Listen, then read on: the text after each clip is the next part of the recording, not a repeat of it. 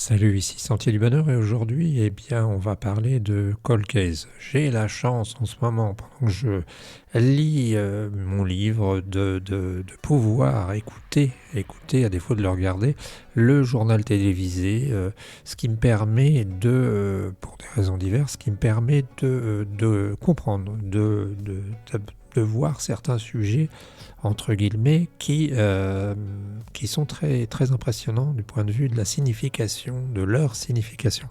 Et entre autres, je voudrais parler en ce moment, ce dont on parle, qui sont les cold cases. Alors, cold case, d'après ce que j'ai regardé, ça doit vouloir dire les cas froids, les cas de gens qui ont été tués, etc., il y a 20, 30 ans, et sur lesquels on revient grâce à l'ADN. Alors là, je me suis dit qu'on était encore une fois dans une grande entreprise où on se foutait de notre gueule en large et en long et en large, en travers aussi, parce qu'on nous explique que grâce au cold case, on va savoir pourquoi Ginette du 32 s'est fait tuer il y a 32 ans quand elle était allée chercher de l'argent au distributeur. Alors tu vas me dire, Jean-François, t'es un horrible personnage, parce que Ginette du 32, c'est ma tante, et ça fait en effet 32 ans qu'on se demandait pourquoi, Ginette s'était fait tuer. Et aujourd'hui, grâce à l'exploitation de l'ADN, aujourd'hui grâce à l'exploitation de photos, je ne sais pas quoi, grâce aux satellites d'Elon Musk, on a été capable de retrouver le suspect, le vrai, et le coupable, hein, et on a été capable de le faire avouer. Bien, parfait. Bon, alors comptons le nombre de cold cases qui sont résolus et comptons l'argent qui doit être dépensé dans tout ce bordel. Parce que je voudrais pas dire, mais 32 ans plus tard ou 25 ans plus tard, c'est quand même un peu tard. À côté de ça, il faut reconnaître que, parce qu'on en fait toute une histoire, on dit qu'il y a je sais pas quoi, 3 magistrats, on te montre des archives, des machins et tout. Et à côté de ça, t'as des mecs dans Marseille, t'as des mecs dans Nantes particulièrement, qui attrapent la Kalachnikov et qui arrosent en pleine journée, et tout ça ne gêne personne. Alors question, à qui profite le crime ? Pas le crime de ceux qui les tirent à la Kalachnikov, parce que ceux-là, faudrait les arrêter bien entendu. On a déjà parlé de Darmanin, on a dit que foncièrement, il savait plus ou moins qu'il mentait, mais c'était pas son problème, de toute façon, il fait un effet d'annonce. Question, vraie question, à qui profite le crime ? En quoi ces cold cases sont intéressants ? Alors j'ai bien réfléchi, puis je me suis aperçu qu'il y avait il y avait un intérêt, parce qu'en fait je pense que l'État met pas d'argent dans rien du tout, comme ça, dans un truc qui va te dire que la Ginette du 32, elle s'est fait tuer par, alors j'allais dire Antonio, non, Pierre-Marie, voilà, Pierre-Marie c'est bien comme nom, c'est français, ça fait pas... Et il s'est fait tuer par Pierre-Marie qui avait besoin de sous, qui était un tueur occasionnel, que ça s'est mal passé. Moi j'ai une réponse. J'ai une réponse, c'est simplement pour nous faire croire que la justice est totalement, absolument, la justice et les porteurs de couteaux, la gendarmerie puis la police, sont totalement efficaces, totalement, on va dire, efficients. C'est un peu pour te prendre une image, comme si tu avais un bordel parce qu'il y a eu une rave party dans un parc, tu sais, je sais pas si c'était moi ça m'est arrivé, d'aller chercher mon pain à au petit village d'à côté et je voyais des types bizarres qui étaient nombreux. Tous les dimanches matins, j'allais chercher des croissants pour la famille, c'était pas des croissants, c'était des baguettes fraîches. Et là, je vois des types bizarres enveloppés dans des couvertures, au look que je ne dépeindrai pas, sinon on va me dire que quand quelqu'un est tatoué, il est bizarre. Ni les boucles d'oreilles, ni les piercings, ni les machins, ni les trucs. Bon. Mais je vois ce genre de personnes et je me dis c'est bizarre, il s'est passé quelque chose. Vu le nombre de personnes qui attendaient à la boulangère devait être très contente, elle a dû faire son chiffre du millénaire.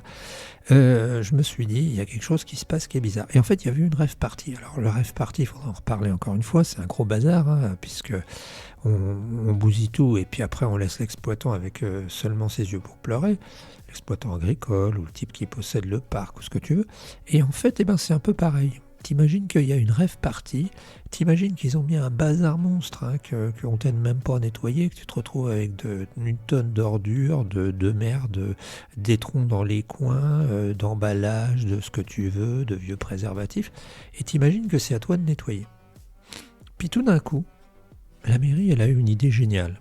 Alors, j'ai pas dit cette mairie-là, parce qu'ils y peuvent rien, c'est pas cette mairie de l'histoire qui s'est passée dont je vais parler. Mais la mairie, elle a, au niveau com, elle a une idée géniale. De même qu'il y a les éléments de langage, là, il y aurait des éléments d'action, on pourrait les appeler. Et qu'est-ce qu'elle fait? Eh bien, elle embauche une société de nettoyage pour nettoyer. Ouais, bah tu vas me dire, bah, c'est bien, elle a embauché une société de nettoyage qui va lui prendre 5000 € pour nettoyer. Non, c'est pas ça que je te dis. C'est pas ça, c'est le principe de la cerise sur le gâteau de Jack Lang. Jack Lang, quand il y avait des événements, il était vachement fort pour ça. Jack Lang, hein, rappelons-nous, qui faisait des parties fines apparemment, d'après ce que j'ai compris, au Maroc, hein, qui n'a jamais été accusé. Hein, je crois que c'est Ferry qui s'était un peu énervé contre lui, mais je ne veux pas aller en diffamation. Donc, j'étais en train de te dire que c'est le même principe. On appelle quelqu'un, mais on n'appelle pas une armée pour nettoyer, parce que ce serait trop cher. On appelle seulement une personne. On appelle la Patricia du coin, ou peut-être mieux encore, hein, une boîte publique, enfin bien connue, peut-être Shiva Paris, ou des boîtes spécialisées, tu vois. Et puis on va envoyer un photographe. On va envoyer un photographe qui va photographier la dame en train de nettoyer. Alors ça marche toujours, ça c'est le principe, tu sais, je t'avais raconté, c'était dans un parc, dans un pays que je ne veux pas nommer, que j'aime beaucoup, où finalement j'étais dans un parc, et justement dans ce parc il y avait des saletés qui traînaient à droite à gauche, et il y avait une poubelle qui était mise là, qui était un seau de pompier qu'on pouvait renverser, puisque quand on vidait, les dames qui venaient vider, elles retournaient le seau et ça tombait dans leur sac. Et je demande à la personne, mais je comprends pas, il y a des saletés partout, il y a un seau et personne s'en sert.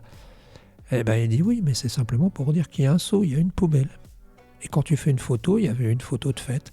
Et ben on voyait le seau immense en premier plan et derrière le parc, on voyait pas les détritus et on disait enfin des poubelles. Et c'était même pas une poubelle, c'était des poubelles à tel endroit.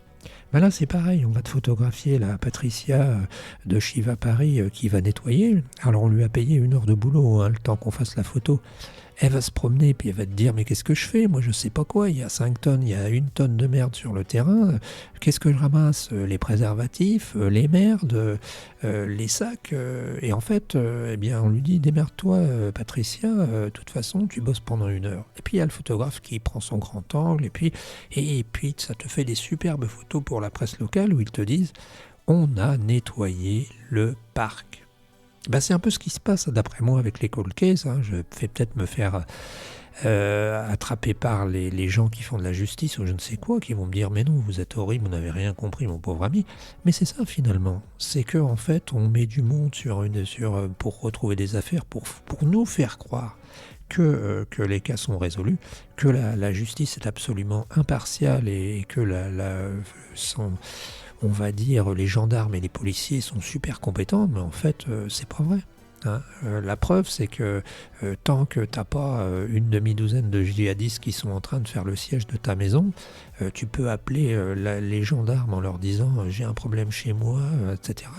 T'as mathématiquement chez nous personne avant une bonne demi-heure. Personne avant une bonne demi-heure. Et s'il n'y a pas vraiment cas où ça a chauffé, tu les verras pas avant 2-3 heures, et encore. Ce que je veux dire, ça, c'est un cache-misère. Hein, c'est comme l'histoire, tu sais, de le syndicalisme est à la société, ce qu'est, je sais pas quoi, le sparadrap à la jambe de bois. Ben, c'est un peu pareil, quoi. J'ai l'impression, vraiment, qu'on s'est vraiment foutu bien de notre gueule en nous parlant de ces... Alors, le problème, c'est pas que ça existe, ces cold cases. Le problème, ces fameux pôles cold cases, le problème, c'est qu'on en fait toute une histoire. Voilà, je te donne mon avis. Alors, je sais que je vais peut-être recevoir des mails ou des commentaires de la part de Patricia, de la famille de Patricia du 32, qui va nous dire tout attendri, bah oui, mais nous, on est bien content de savoir que notre tante ou notre maman, c'est ça qui s'est passé. Ouais, on est bien content, je suis pas contre. Mais c'est simplement un épiphénomène. Voilà, une fois de plus, on a montré qu'on n'était pas complètement, on va dire, comment est-ce qu'on pourrait dire, bien pensant. Hein, si bien cette chaîne commence à te lasser, ben n'écoute surtout pas. Et je me rappelle de la fille d'Henri Vincenot qui avait demandé, je te rappelle, à son père pourquoi il avait commencé les yeux en face des trous par une petite, un petit clin d'œil où il est en train d'expliquer le plaisir qu'il a à chier en face du vent. Et il lui avait dit, écoute Claudine, c'est Claudine qui s'appelait, elle est décédée cette année. On a fait un sujet là-dessus aussi, je te mettrai les liens. Et il lui avait dit, écoute Claudine, c'est un filtre à con. C'est quoi un filtre à con? Ben, c'est un filtre qui permet de trier son auditoire. De même que quand on commence sur YouTube, ce qui est très pratique, c'est de ne pas commencer par le sujet, de faire un petit tour à droite à gauche pour un peu perdre les gens qui seraient venus là simplement pour avoir un message en 10 secondes. On se retrouve très bientôt, n'oublie pas de t'abonner, de commenter, ciao l'ami.